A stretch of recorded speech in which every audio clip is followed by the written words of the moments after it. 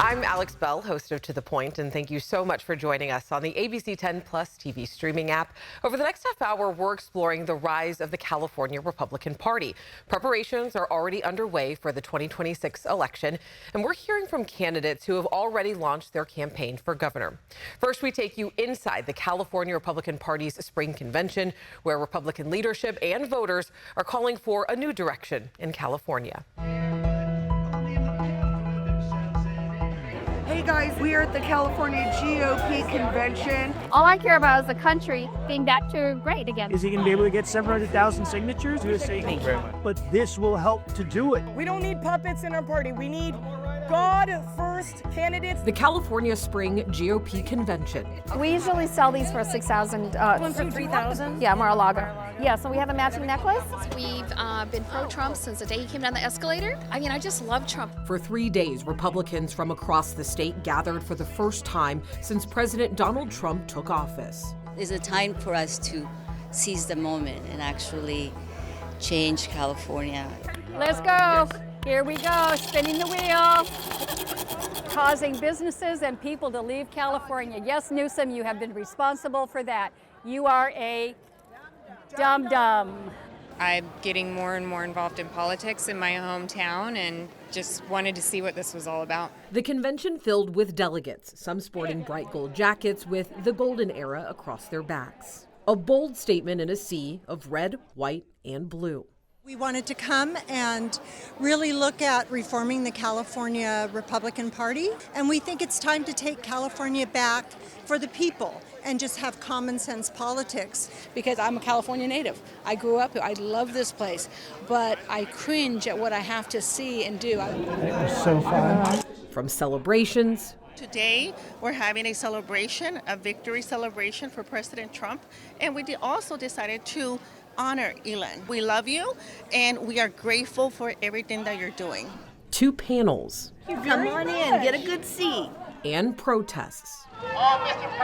It's also a time where California Republicans handle the party's business. All right, clerk, you can close the roll. Perhaps the biggest order of business is voting in a new chairperson. Before the vote, ABC 10 sat down with outgoing chairwoman Jessica Milan Patterson to discuss the party's impact on Republican voters. So you're the first Latina and also the first millennial to serve as chair. You also have served 3 terms. What have you really taken away from this role? And also, what do you think you've accomplished during this time? Well, certainly taking away from this experience, I have grown so much. This was never in my life plan. I was a very behind the scenes person. And when then Leader McCarthy asked me to run, it was a big step for me to be out there in the foreground. And so I've learned a lot. I've worked really, really hard. It's the hardest thing I've ever done in my entire life. So I feel that I have grown a lot over the last 6 years. On the accomplishments front, I think that we have seen a lot of accomplishments. From February 2019 to today, we've registered over 1 million new Republicans. There's more Republicans in California today than there were when Governor Schwarzenegger was in office. We worked incredibly hard on statewide initiatives, and in 2024, California voters were with the California Republican Party's position 89% of the time. So very excited about the wins that we had in Congress, very excited about picking up seats in both the Assembly and Senate this last cycle, the first time that's been done since 1980, the year I was born. And of course, very excited that we got so many great initiatives passed and killed at the last election in November. What do you think the 2024 elections really said about the future of the party and also where California voters are looking to go in the future? I think California voters have been awakened to what California Democrat one-party rule has done here. It is not the same state that you and I grew up in. When we have to put an initiative on the ballot to make crime illegal again, that says a lot about what Democrats have championed. Former Chairwoman Patterson is referring to Prop 36, passed by voters by 70% in November. It reclassified some drug and theft crimes as felonies. Patterson also mentioned $24 billion in homelessness funding that a state audit found was not consistently tracked. And she says our schools are failing our children. Federal data shows in 2024, students performed significantly below pre-pandemic scores in math and reading. It's a trend being seen across the country. There's a lot of problems that are happening in California, and there's only one party that's been in charge. So I think what we've seen over this last couple of years is California voters waking up to that and saying, we're not going to take it anymore. I also want to talk to you about something that you posted on X recently. So you said in less than a week, Gavin Newsom has released 3 podcast episodes while California leads the nation in gas prices, homelessness, and poverty, and sits near the top for the highest unemployment rate and cost of living. Great use of time, Governor. Why decide to post this? Because I think that he is absolutely unfocused on the job he was elected to do. When you are sending a letter to the legislature saying you need $3.5 billion to cover your Medicaid costs, and you're dropping 3 podcasts inside of a week, you need to get back to work. On the 3rd day of the convention, delegates voted in a new chairperson. Congratulations to your new chairwoman, Corinne Rankin. Thank you. Corinne Rankin, the former vice chair of the California Republican Party, now moving to chairwoman. Tell me a little bit about what you want to accomplish in this role. The most important thing to me is electing Republicans to our state legislative bodies. That's one of the things that is so near and dear to my heart. It's what drives me every day. I do believe that we need more Republicans in the Capitol. We need to bring balance. We need to have more conversations about what is helpful. I'm really disappointed to see that a lot of our freshmen have been kicked off their committees. Chairwoman Rankin is referring to recent committee changes at the state capitol. Speaker Robert Rivas removed some outspoken Republicans from their roles without specific reasons why, telling ABC 10, quote, "The speaker routinely addresses committee needs throughout the year, and his goal is always to ensure members are in optimal roles to collaborate effectively and deliver for Californians." I think that they need to have their positions restored. What would you say are the party's top 3 priorities over the next year? For the party, I would say it's fundraising is always important to any political campaign, political party. That's one of my top priorities. Candidate recruitment, candidate training, get out the vote, and we're going to have a voter ID initiative that we're looking towards. That we're finding that many Californians are agreeing with us on. So we're going to move forward with those things to start. In March, the group Reform California announced a coalition to get a voter ID initiative on ballots in 2026, calling for verification of voter ID for any ballot counted and verification of citizenship for anyone registering to vote. And I do want to talk about the LA wildfires. We know that many lawmakers, even the Speaker of the House, has said that they want conditional aid for those impacted by the wildfires. What are your thoughts on that? I think that the people who need aid, there should be a process. But I also think, I do agree with President Trump when he came to LA and he said, hey, people want to, get back to their property. They want to clean it up. They want to rebuild. And we should, allow for that and make sure that people are self-empowered to, care for their property and do the things with their property that they want. Are you concerned about people not getting aid? Not at this time. With a state that leans heavily Democratic, how does the party plan to attract non-Republican voters? I believe it's just by 1, going on the offense, 2, presenting our message in a way that's digestible for the communities. Just being sincere, being authentic, being who we are, letting people know that we care. And we are struggling with some of the same things that you're struggling with. High cost of living affects everybody. And Republicans are constantly offering legislation and solutions, and we're going unheard. And when our solutions are going unheard, the public's going unheard. So it's really time for us to start aggressively getting our message out. We asked Chairwoman Rankin if the California GOP has its eyes on any candidates for governor in 2026. No names were given, though the chairwoman said she wants to make sure the candidates are able to deliver their message to Republicans. So who are the Republican candidates who have announced their candidacy and are already looking for donations? That's after the break. California's Republican governor hopefuls are stepping into the spotlight, each with their own vision for the state's future. From tackling crime to cutting costs, they're making their case to voters. We're breaking down their plans, their promises, and the impact on California's future. First up, Chad Bianco. Bianco for Governor 2026 is leading the pack, raising over $190,000 in campaign contributions so far just this year, which is more than any other candidate. He's a Utah transplant who moved to California back in 1989, and Bianco Bianco has served as Riverside County Sheriff since 2018. A staunch Trump supporter, he's slammed Democratic policies for fueling crime, homelessness, and high living costs. His campaign's focus, building a better California. We sat down with Bianco to discuss why he's running for governor. Why are you deciding to run for governor in 2026? I came here for the California dream, and I achieved it. I came here, I got a job, I bought a house, a wife, a beautiful family, raised my kids, and the California dream for my kids is now a nightmare. Cost of living is higher than anywhere in the country.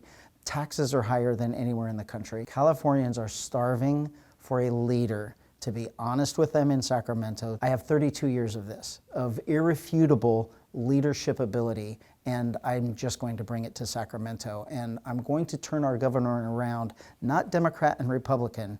It's going to be a California government that is there for Californians. I know you mentioned a little bit about your leadership. What else makes you think that you are qualified for this position? Everything in law enforcement is an emergency. Everything. Every decision we make is an emergency. I have been trained to handle emergencies for 32 years, solving other people's problems, doing the best thing for all parties involved. Being a politician doesn't make you qualified. And in fact, in today's day and age, being a politician really disqualifies you because we're over that. Californians, I believe, are smarter than that, and we've been taken advantage of for too long, and we're just looking for something different. What do you think specifically sets you apart from your opponents, and why should voters trust you? Ultimately, it's the trust factor, the honesty factor. I'm unique in that I'm a law enforcement officer for 32 years, but I'm an elected official. In the fourth largest county in our state and the second largest sheriff's department in our state, and I've been through 2 elections for that. So 2.5 million people in Riverside County, and then obviously our surrounding counties of probably 10 million, they've seen firsthand that everything that I have said I was going to do for the betterment of our county, I have followed through with. What's the biggest issue that you think Californians are worried about right now, and how would you address it? I still think that the biggest issue in California is public safety. Everything that we are suffering with, 60%, maybe even 70% of the issues that we have right now that we are concerned with are public safety related. It's homelessness, it's drug addiction, it's theft, it's rising crime. What would be your top 3 priorities if you were elected during your first year in office? Public safety is number 1, and all of the things that come along with public safety, the homeless, the drugs, the theft, the rising crime, all of those things that evolve around public safety. We pay the highest sales taxes. The regulations and the fees are driving California residents and businesses to other states that don't have them. And we absolutely have to stop it. Not reform it, we have to stop it. And our school system is broken. We pay more per student than anyone in the country. We are absolutely failing our children. From the farm to the front lines of politics, Leo Zacky says that he's seen firsthand how California's policies are failing its people. A former VP of his family's business, Zacky Farms, he got an early look at how government works as a lobbyist. Now he's on a mission to take California back, calling out homelessness, failed policies, and what he calls a state in decline. Zacky believes California needs a new direction. Why are you deciding to run for governor in 2026?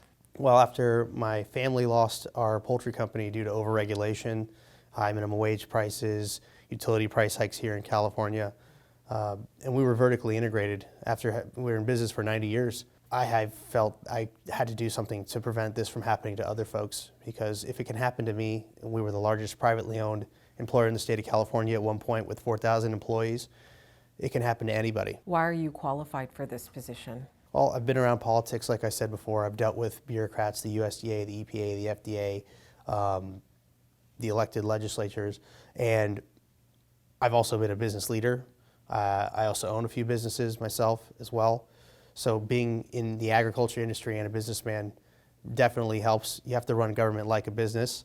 It takes in money in the form of tax, and it provides services to people. And right now, the state is underwater when it comes to budget. And what do you think sets you apart from your opponents? Why should voters trust you? Well, got a 120 family year history in the state of California, 4th generation, been in the agriculture industry. I care about the state. This is home for me. I don't have any distractions.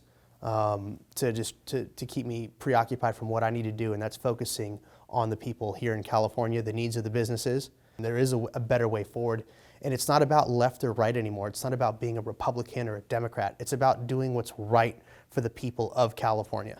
What do you think is the biggest issue that Californians are worried about right now, and how would you address that? I mean, water is the #1 issue in the state, in my opinion. It's because water is the foundational building block of life. Without it, we don't have food. We can't have anything. We can't have life. So for water, we need to build out new water infrastructure. We have to have reservoirs to capture the rain. We're not being proactive in this state. Everything is reactive. So by building out water infrastructure like reservoirs and dams, capturing the snowpack, the rainwater, even damming up our concreted rivers, like in Los Angeles, for example, we've got 3 major rivers that fill up with water, but they all run to the sea with no way of capturing that. So by damming those up, having spillways, and also having purification plants, we can pump that clean water into our municipal system for folks to use. Desalinization is another great way that we can also have clean water for the state. If you were elected, what would be your top 3 priorities your first year in office? Work on getting the water infrastructure in place, getting the homeless crisis under control, and mitigating the wildfires problem that we have in this state. I think those are the 3 easiest things that we can do that are also going to save the state a lot of money and make the quality of life a lot better. Brandon Jones says he's not a politician. He's a problem solver. A veteran, entrepreneur, and community advocate, Jones says that he's on a mission to fix California's toughest challenges, from affordable housing to safer streets. With a deep love for his faith, family, and the future of California, Jones believes real change starts with bold leadership. We sat down with him to hear how he plans to restore hope and opportunity for all Californians. Why you're running for governor? What led you to this decision? The primary driver is the fact that I just love California. I think all understand California is in a state of crisis. I mean, everywhere we look, whether it be the economy, public education, environmental issues, California is in trouble. And so I'm running to restore California. I also lead a movement called Restore California, which aims to unite the people of California to collectively bring about real change. So that's why I'm running. Why are you qualified for this position? Well, I don't come from a career in politics, and I believe that actually puts me at an advantage. I've spent the last 20 years as a business builder. I've built businesses, I've created jobs, I've worked in affordable housing, I've balanced budgets. I've also brought people together that have diverse viewpoints to accomplish goals. And so I believe those things have qualified me for the office of governor. What sets you apart from your opponents? Why should voters trust you to be elected as governor? So I think first and foremost, I am a Christian, so I do view politics in the world through a biblical worldview. So I do prioritize things like integrity, honesty, compassion toward others. But again, I come from a background of bringing about real solutions to problems and unifying people to achieve real results. What do you think is the biggest issue that Californians are facing right now, and what would you do to address it? There's so many issues that plague the state, it's hard to pin it down to one issue, but if I had to, I would say cost. Obviously, cost is an issue that people of California not only experience, but it's driving people out. Statistically, from 2010 to 2020, California lost, although 5 million people moved into the state, 6 million people left. And so we definitely see this California exodus, and a lot of it boils down to cost. And if you were elected, what would be your top 3 priorities your first year in office? I think we need to better understand how California taxpayer dollars are being spent. So I would like to audit various departments, really closely monitor the budget to make sure that we're spending money in a way that is more fiscally responsible. So that would be one area. But also helping the public sector to align with the private sector, so bringing public and private sectors together, but also encouraging community involvement. I don't believe that the answer to everything is more government and more taxes. I'm really about, again, partnering with the private sector and communities to collectively bring about the change that's needed in California. Sharifah Hardie is no stranger to the campaign trail. After running for Long Beach City Council and California's state senate, she's now throwing her hat in the ring for California's governor. As a business leader, author, and advocate, Hardie is focused on tackling homelessness, lowering taxes, and bringing business back to California. Hardie believes the Golden State's best days are ahead if the right changes are made. Why are you running for governor? I'm running for governor of California because politics is in my blood. I was born in Washington, D.C., although I left as a small child, moved to Columbus, Ohio, and have been in California since 1985. So I always tell people that I am a Cali girl with a country heart. Why are you qualified for this position? I'm fully qualified for this position because my focus is business. Everything to me comes down to business. And even though it's government, government is business and it's big business. And so I will operate the government just like I would operate business. And business has been my passion for almost all my life. Since I got into politics in 2020 when I ran for Long Beach City Council, then for Senate District 33 in 2024, I'm just adamant about helping Californians thrive. And what sets you apart from your opponents? Why should voters trust you? Well, what I believe sets me apart is, first of all, we have to have a Republican candidate. So anyone who is a Democrat, I would just scratch them off just in general without going down the list. If we elect a Democrat governor, we're going to get and continue to receive the same thing we've always received. My focus is on bringing a gold rush back to California, bringing companies and corporations, and out of these individuals, there's not any of them that knows more about economy, business, helping Californians than I do. What do you think is the biggest issue that Californians are worried about right now? And also, how would you plan to address it? My goal as a part of the California Gold Rush is to bring those corporations back to California, provide tax relief to these corporations and incentives to get them to come back into California. Everything is affected by our abilities to take care, feed, provide for our families. And that's my primary focus, is how do we get inflation down? How do we allow the California individual to go to the gas station? Californians are exhausted, they're traumatized, and what we want as a people is relief. And if elected, what would be your top 3 priorities your first 100 days in office?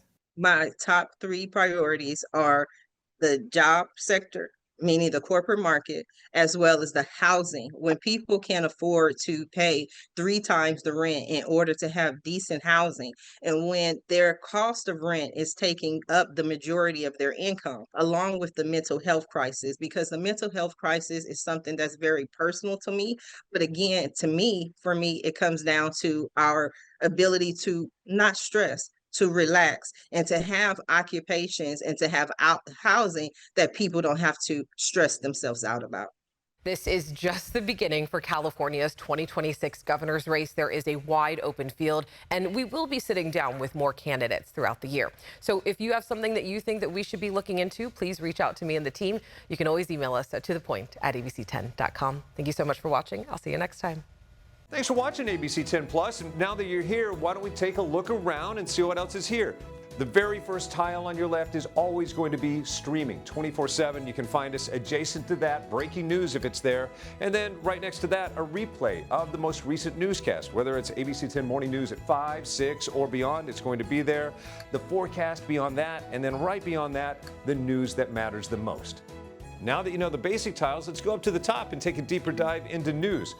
We have every single newscast that you would need, including To The Point with Alex Bell, taking a deeper dive into the issues. Beyond that, ABC 10 Morning News at 5 and 6 and 11, the evening shows as well. Below that, you can watch the top stories from To The Point. Under that, Dollars and Cents, where you can learn how to navigate this challenging economy. And below that, you can watch our award-winning ABC 10 Special Investigations, where we hold the powerful accountable. Going into weather, look, it's the 10-day forecast, getting you ready for the weekend and beyond. Beyond that, sports. I know you care about the Sacramento Kings. We have the most comprehensive guide to anything, everything Kings in the locker room and on the court. We have it. Below that, I know you care about the San Francisco 49ers. We can't mention Bay Sports without talking about the Oakland A's. We have that too. Backing out again, come up to the top and join me on Verify. I'm super excited about this. Our experts are checking the facts, verifying the truth for you. Jump up now to shows. Very excited about this. Oh, look. It's Take a Look. This is my show. I love movies, and if you love movies or streaming shows, whether it's on screens this big, or this big, it's Take a Look. Recently went behind the scenes, sat down with Lady Gaga and Joaquin Phoenix to talk about Joker 2. I love the movie, and oh, I just heard you shout you hate the movie. Jump in, we talk about it on this show. Other shows, Bartell's Backroads, go up and down the state of California, tank of gas getaways, one fuel cell getaway, like places like the Toy Museum. This is what kids did before they had screens. Over here, the Moaning Caverns of Calaveras County, one of the most coveted caves in all of California. You know, watching this show, I discovered there's a cave that could fit the entire Statue of Liberty in your own backyard. You'll find about that and more with Bartell's Backroads. Down below that, To the Point. It is one of my favorite newscasts because they talk about news with Alex Bell the way you talk about news. It's conversational but in-depth at the same time. Below that, Your California Life. Love this show. Whether it's entertainment, food, beverage, lifestyle, it's there. Desiree Shepherd hosts and does an amazing job. So there you have it. It's ABC 10 Plus, the app. What do you need? We heard you and we got it. Thanks for watching. Thanks for streaming.